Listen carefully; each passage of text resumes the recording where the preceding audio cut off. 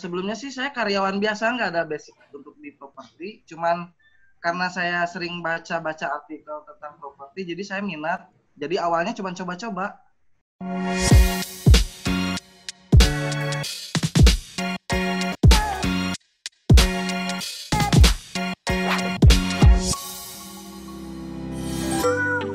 Hai Property People, apa kabar? Senang sekali kembali saya Egy Aditya dapat hadir di episode kita yang kali ini tentunya masih di 123 Pro Tips.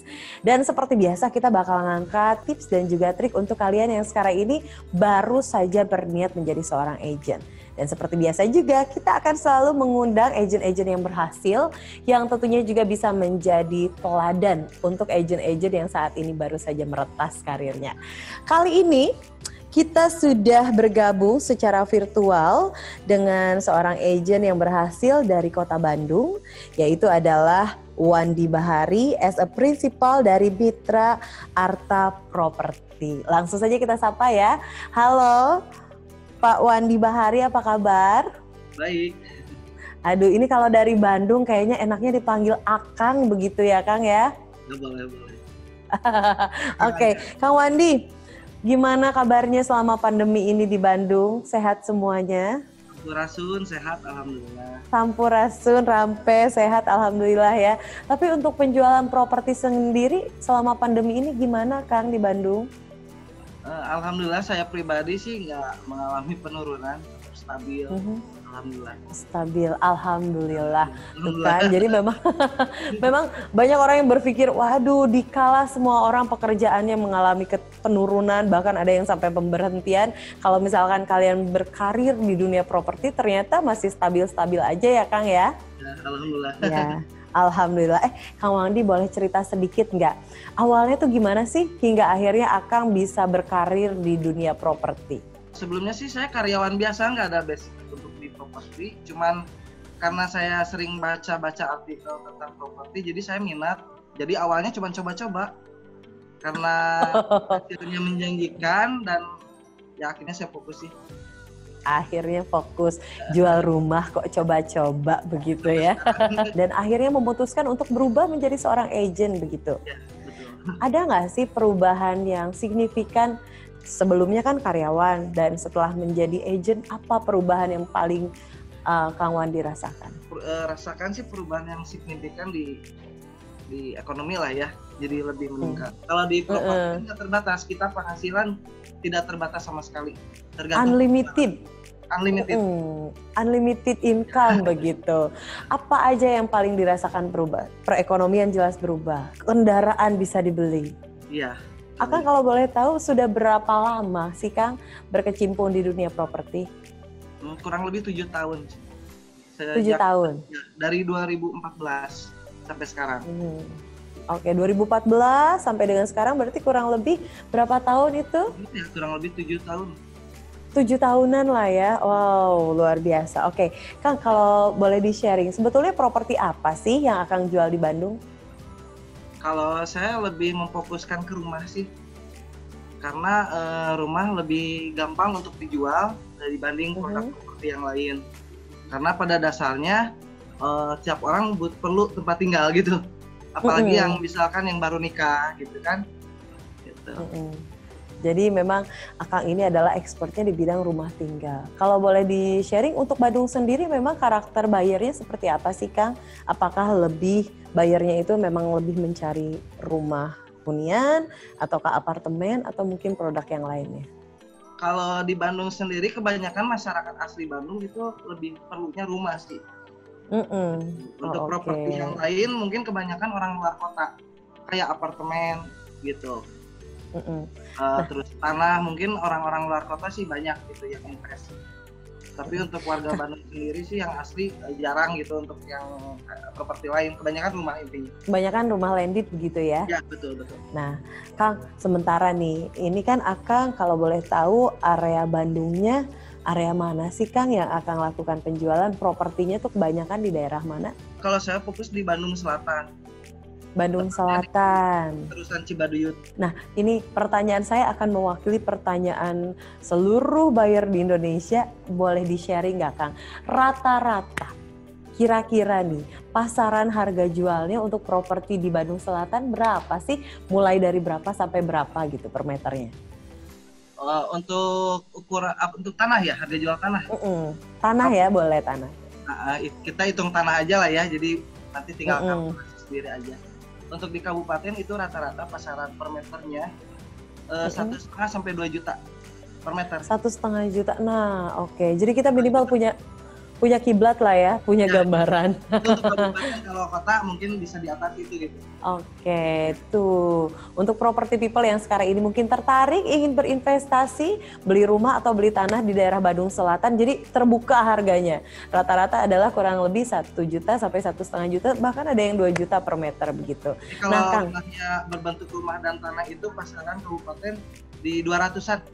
200 jutaan, ya. 250 juta, oke. Nah, kalau itu kan kita sudah tergambar gitu kan dari harganya.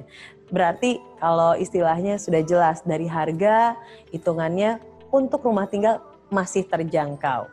Nah, terus ditambah setiap orang sepertinya kalau ngomongin masalah rumah tinggal pasti butuh rumah tinggal.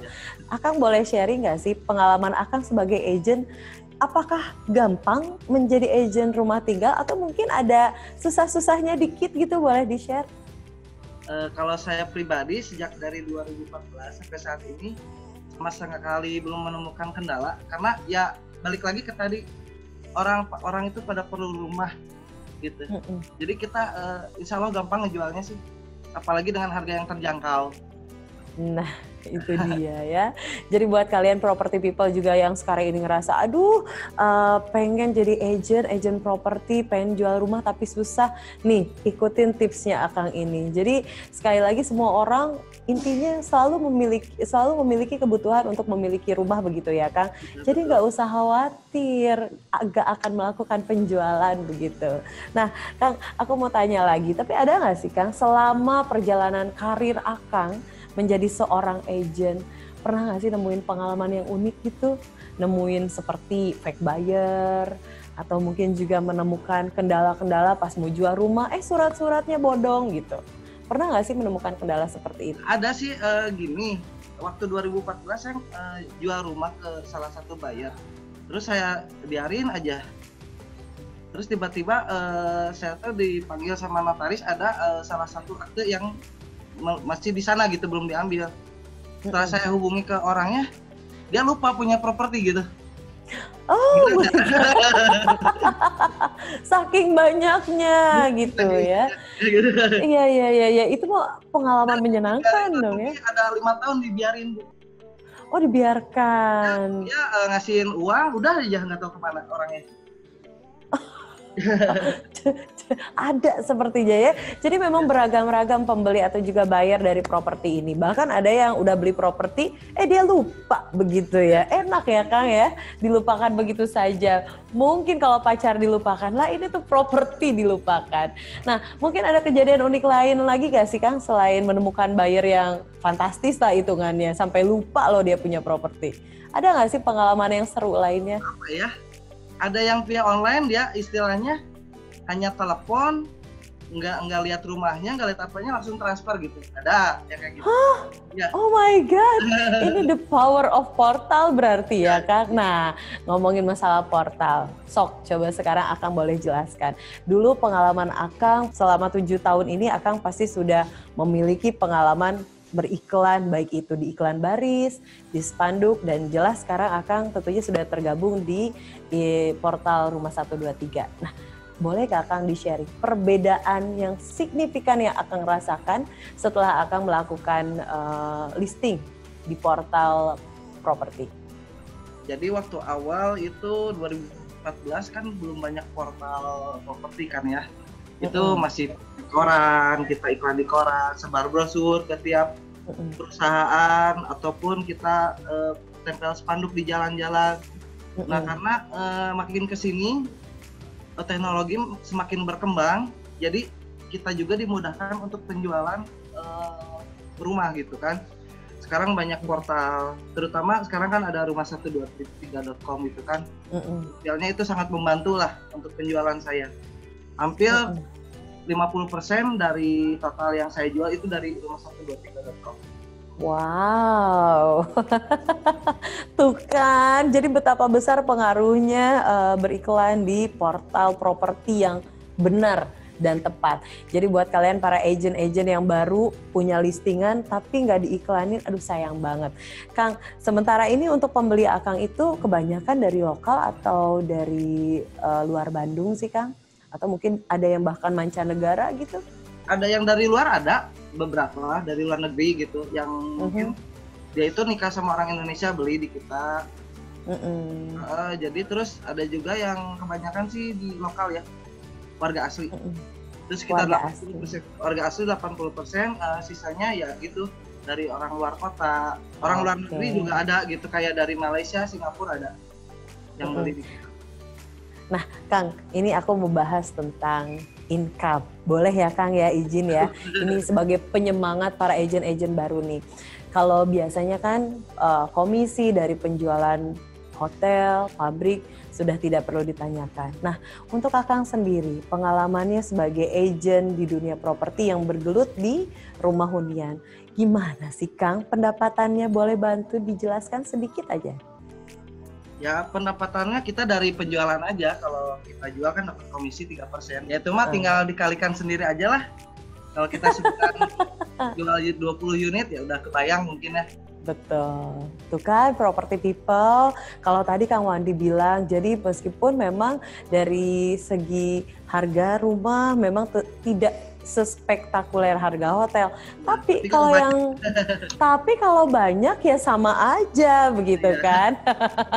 Ya udah Kang, sebelumnya nih Akang kan tadi sudah sharing banyak sekali pengalaman-pengalaman dan tentunya juga tadi rahasianya jangan lupa untuk melakukan listing di portal yang tepat. Nah sekarang mungkin Kang ada nggak sih yang ingin Akang sharing untuk agent-agent properti yang baru atau mungkin kata-kata penyemangat gitu Kang, biar agent-agent nih kadang ada yang tidak konsisten, baru jadi agent 3 bulan langsung drop, dia pilih profesi yang lain. Mungkin untuk agent-agent yang seperti itu ada masukan nggak sih Kang? Untuk masukan dari saya paling buat teman-teman yang ingin coba bisnis properti, intinya kita jangan ragu, harus yakin, konsisten yang kedua, terus kita iklan di portal yang tepat. Jadi yakin kita bisa menjual. Kalau nggak yakin gimana kita mau jual gitu, istilahnya kasarnya gitu. Yang keduanya konsisten apa? Konsisten iklan. Kita jangan istilahnya sekali iklan udah dibiarin. Kita tuh harus rajin iklan, rajin ya banyak cara lah kan untuk promosi gitu. Yang ketiga carilah portal yang tepat. Karena di Indonesia banyak portal rumah, tapi tidak semuanya bagus gitu. Carilah yang terbaik gitu, yang istilahnya trafficnya banyak gitu. Salah satunya saya untuk saranin sih bisa di rumah123.com. Cakep. Akang makasih banyak ya. Yang terakhir berdoa. Yang terakhir berdoa. Pokoknya yang lebih mahal banyak, yang lebih bagus. Itu dia ya. Oke, Kang sekali lagi terima kasih banyak atas sharing dan juga masukannya. Sekali lagi semoga bermanfaat untuk semua agent-agent yang sekarang ini ngerasa kurang pede. Mau jadi agent tapi kurang konsisten, mau jadi agent tapi kurang pede. Sekali lagi Kang Wandi, sukses untuk karirnya, selalu sehat untuk semua warga Bandung juga. Makasih ya Kang ya. Dan tentunya juga Property People, terima kasih banyak sudah menyaksikan episode kita kali ini. Semoga bermanfaat. Jangan lupa untuk like, subscribe, and comment YouTube channel dari rumah123.com. Akhir kata, saya Enji Aditya. Sampai jumpa kembali di episode selanjutnya. Dadah!